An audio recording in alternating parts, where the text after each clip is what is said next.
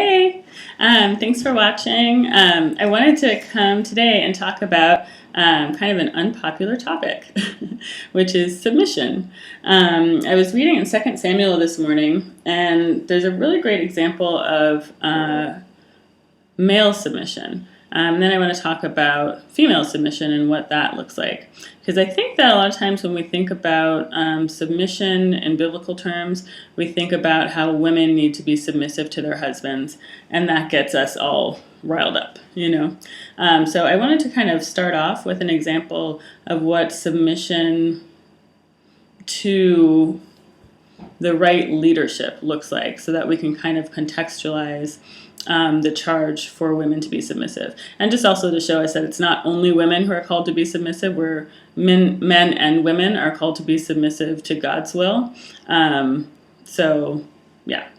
Okay, so this is in 2 Samuel, so there's like a little background reading and then the part that I wanted to get to. So in 2 Samuel 16, this is when David is on the run, basically. And although he's the rightful king, he's been driven out. His son is chasing him down to try to kill him and take over the kingship. So 2 Samuel 16, verse 1. When David had gone a short distance beyond the summit, there was Ziba, the steward of Mephibosheth. Never tried to say that out loud. Waiting to meet him. He had a string of donkeys saddled and loaded with 200 loaves of bread, 100 cakes of raisins, 100 cakes of figs, and a skin of wine. The king asked Ziba, "Why have you brought these?" Ziba answered, "The donkeys are for the king's household to ride on, the bread and fruit are for the men to eat, and the wine is to refresh those who become exhausted in the wilderness." The king then asked, "Where is your master's grandson?" Ziba said to him, "He is staying in Jerusalem, because he thinks, 'Today the Israelites will restore to me my grandfather's kingdom.'" Then the king said to Ziba, "All that belonged to Mephibosheth is now yours." "I humbly bow," Ziba said. "May I find favor in your eyes, my lord the king." So this is 2 Samuel 16. So this is the first thing we read, and we're like, wow, okay. So a little background on that. Mephibosheth is the last one in Saul's line, and Saul was the king before David. So Saul was also trying to kill David, but Saul kept trying to kill David, and David kept saying, "Don't kill me, don't kill me," but he refused to harm Saul. And so Saul ends up dying. David kills everyone who was involved with Saul's death. And then he brings this, I think, grandson of Saul and brings him into the family. He's lame. Both of his feet were broken at birth, and he can't take care of himself, basically. But David adopts him into his family and says, "You're going to sit at my table. You're going to be part of this great inheritance, even though you and your line have sinned against me." So that's David's heart. And so then this is Ziba, who's the servant of that guy, who has grown up, and he comes to David out in the wilderness and says, "Oh yeah, Mephibosheth, he's become unfaithful. He thinks he's going to get the kingship now." So David believes him, and so do we, because this is coming first, right? And he says, "Okay, well, everything that was Mephibosheth's, we're going to give it to you now, Ziba, the servant." But then over here in 2 Samuel 19, we see, so David finally returns to the city to resume his kingship after a bunch of stuff. So he finally comes back to resume his rightful place.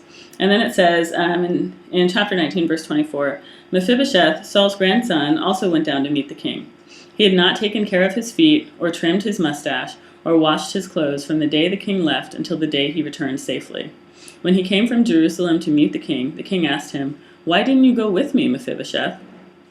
He said, 'My lord the king, since I, your servant, am lame,' I said, 'I will have my donkey saddled and will ride on it so I can go with the king.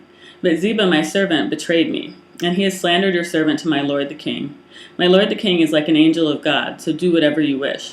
All my grandfather's descendants deserve nothing but death from my lord the king, but you gave your servant a place among those who eat at your table. So what right do I have to make any more appeals to the king?' The king said to him, 'Why say more? I order you and Ziba to divide the land.' Mephibosheth said to the king, 'Let him take everything, now that my lord the king has returned home safely.'" All right, so here we see what it looks like to have a real heart for authority, a heart for right leadership. So it says that Mephibosheth, who's lame, his feet are broken, and he can't walk, had not taken care of his feet or trimmed his mustache, or washed his clothes from the day the king left until the day he returned safely. So he basically has completely prostrated himself, and he's in like deep mourning for the king. So he's not like, oh, that king's out of the way, I'm going to try to snap up this leadership position, I can do it better. He's like, that's the rightful king. The jigs went down, things are not right, but I am just going to stay in mourning. I'm going to stay faithful to the king until he's restored. And then when the king comes back, instead of being all defensive and crazy, he also just says, this is what happened. I don't deserve anything, but I'm just glad to see you, basically. And David's heart here, again, rather than punishing Ziba, he just divides the land between them. And Mephibosheth refuses that even. He says, I don't even care about this stuff. All that I want is to be faithful to you, basically. So this is a heart that God really values. This heart for true authority, this heart for right leadership. And that's the leadership that Jesus gives us, right? So it's not for nothing, Our freedom is won through obedience. It's not won through independence. Because, I don't want to get all into that, but basically, that's what Jesus shows us, is that he was obedient unto death, right? In the Garden of Gethsemane, he has to pray to get his heart right 3 times in order to go to the cross, because he doesn't want to go, but he does go so that the world can be saved. So for us, it's the same thing, is that we are saved through being obedient to God.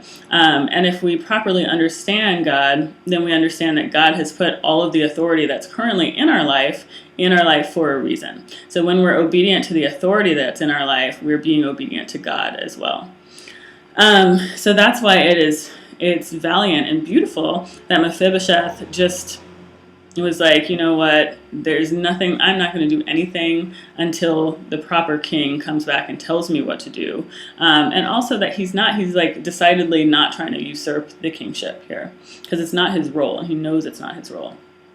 I was just thinking about the faithfulness of this today, that in all these days, that David's gone, because it's a long time, there must have been days where Mephibosheth was tempted to maybe just trim his mustache a little bit, or maybe just his feet were really itchy and he was like, well, maybe I could just care for my feet a little bit, So there must have been days when he was tempted to slide on his convictions, but he just didn't, So I was thinking about this today because I was tempted to waver on a conviction that I actually hold very deeply, but because I was getting a little uncomfortable about it, I felt like, okay, I feel a little out of control, I'm not really sure, do I really need to do this? Because I feel a little, I don't know, is this really a good idea?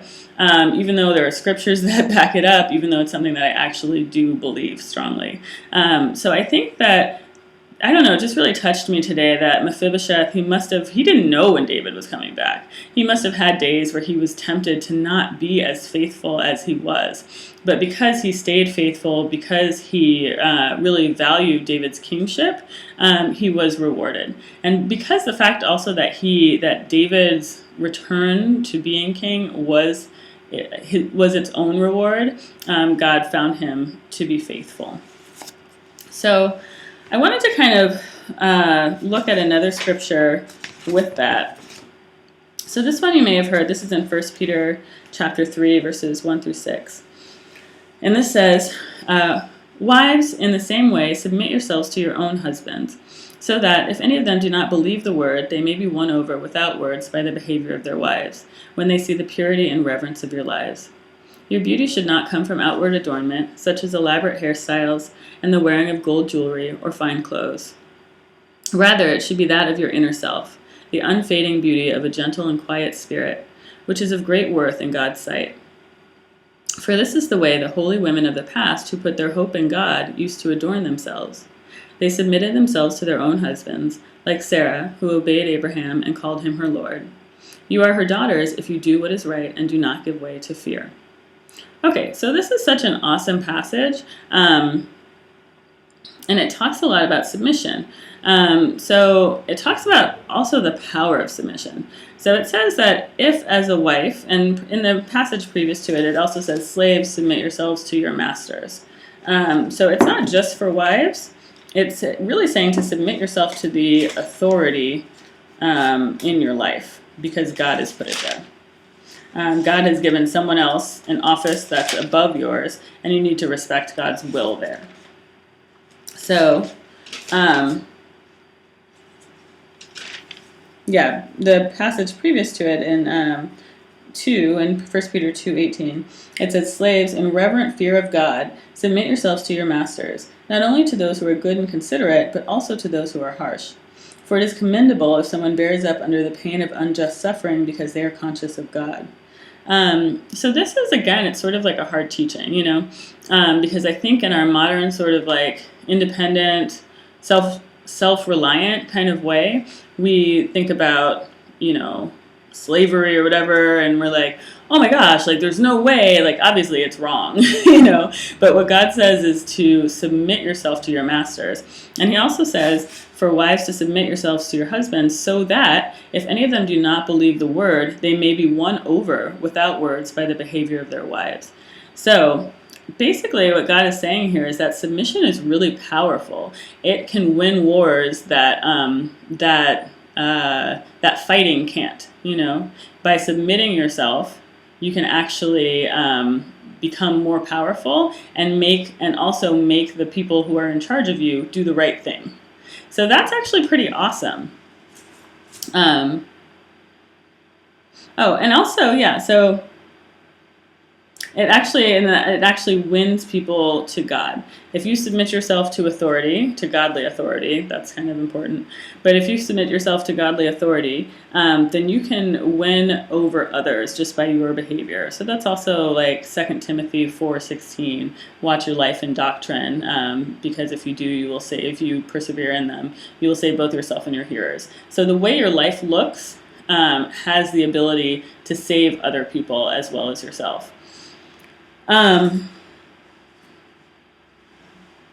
Okay, so the other thing that I wanted to note here is just that it talks about beauty, and it talks about how beauty doesn't come from, we always talk about how beauty comes from the inside, it's your inner self and whatever, but what God says is that not only should it come from the inside, it should be that of your inner self, but it's the unfading beauty of a gentle and quiet spirit, which is of great worth in God's sight. So what God values is gentleness, is quietness, is the willingness to be humble, the not having the need to just contend for your point of view. And the way that you can do that, or the way that you can be able to have a gentle and quiet spirit, is that you're putting your hope in God. That you understand that God sees everything, that God knows everything, and that in time, the truth will come out, or the right thing will happen. Because in that story that we read about Mephibosheth, Ziba comes up to David and says, hey, Mephibosheth is trying to take over. He's not coming. He doesn't care about you. But then eventually David finds out that he does, and that he's been very faithful, and he rewards him for that. So God knows, and he always accomplishes his plans, even if it's in a circuitous way that at the time may seem painful. He knows what is right, and things will become just in time. So if you're able to have a gentle and a quiet spirit, then you're acknowledging that you don't have to repay whatever wrong has been done to you, because God is the one who will even things out. So to have that faith, to have that hope is very beautiful to God, and also powerful for other people in your life. So I also wanted to just touch briefly on the example that is given at the end of this passage. And when it talks about the holy women of the past who put their hope in God, it says, they submitted themselves to their own husbands, like Sarah, who obeyed Abraham and called him her Lord. You are her daughters if you do what is right and do not give way to fear. So I think that's really important. For me, I feel like there's it can be challenging to be submissive because I've had a lot of situations in which my openness or my willingness or whatever has been taken advantage of. But what God says is, besides the fact that he gives you, that when you become like a baptized member of his household, he gives you a new life and he renews you and the past is gone. But he also just says that you can't give way to fear. And that's a way in which you show honor to God. So for me, I was raped, and I was like, molested when I was a kid, which I barely even remember, I think just because it's like too terrible to remember. But so I can get very afraid when it comes to submitting to authority and really feeling like maybe authority doesn't really have my best interests in mind. So what happened to Sarah, who is given as the example here, is that she was childless for a long time. She really wanted to have a child. And then God had promised Abraham that he would make his descendants as countless as the stars in the sky, right? But they were really old, and Sarah didn't see this happening. So what she did was she thought, well, he made this promise, maybe I can make it happen, maybe I can make it come true by doing it myself. So what she did was she took her servant Hagar, and she asked her servant to go in and sleep with Abraham in order that they could have children through Hagar, right? So Hagar does sleep with Abraham, she does conceive, and she has a child. And then as soon as she finds out she's pregnant, Hagar starts to hate Sarah, and Sarah becomes abusive towards Hagar, and Sarah sends her away, basically. And then, so there's all this like pain and disappointment and ugliness that comes from Sarah trying to take the reins, basically, and being like, I don't really see this happening. I'm afraid it's never going to happen. I'm past the point of fertility, and I just got to make this happen. So she acts strongly, and she looks like a strong, powerful woman. But what she's actually doing is acting out of fear, and it has really, really big consequences. So it hurts Sarah, it hurts Abraham, it hurts Hagar, it hurts Ishmael, who's Hagar and Abraham's son, and who's eventually sent away from the camp. And Abraham is separated from his son. Sarah is like mad at Abraham because he did what she told him to do, which was sleep with somebody else. Don't do that. That's not a great idea. And Sarah's become like a mean, abusive person. Hagar hates her. And then it creates this rift that actually like lasts through the generations. It's a really big deal. There's a lot of consequences to her not just having faith in God's promises. But then the thing is, so God actually does bless her with exactly what he said he would bless her with. It's just that he does it when Abraham is 100, and I don't know how old Sarah is. I think she's like in her 90s or something, or maybe she's 80 or whatever. But it's like way past the point where she would have thought it would happen. But God is faithful in his promises, so he does make it happen. But what it's saying here is that if we just rely on God, even when we don't understand what's going on, and even when we don't understand how it's all going to come together, instead of like trying to take charge and act out of fear, then that's like really beautiful to God. And it's also powerful because it brings other people to God, and it calls other people to come into their power. I don't know if I fully explained that last thought, but God has given men the office of being the leader of the family. And that's something that in modern society, you often see it being upside down. It's often the woman who kind of leads the family, who plans everything, who says, hey, babe, we got to do this, that, and whatever. But that's not God's plan. So and a lot of times women will do it and be bitter about it because we don't actually want that, but if we don't see it being done, we'll try to grab the reins and do it because we're afraid that if we don't do it, it just won't happen, So rather than do that, what the Bible says is that we submit ourselves to our husbands, and in doing that, we make them better and we make them able to do what they're supposed to do. We make them able to believe the word, which is what says that they have this power. So, I just wanted to share that with you today. I hope it made sense. I think I brought a lot of things together in a way that hopefully happened. But yeah, thanks again for watching. Please feel free to leave a comment or drop me a line in email, which is samira.franklin@gmail.com. Okay, thanks. Bye.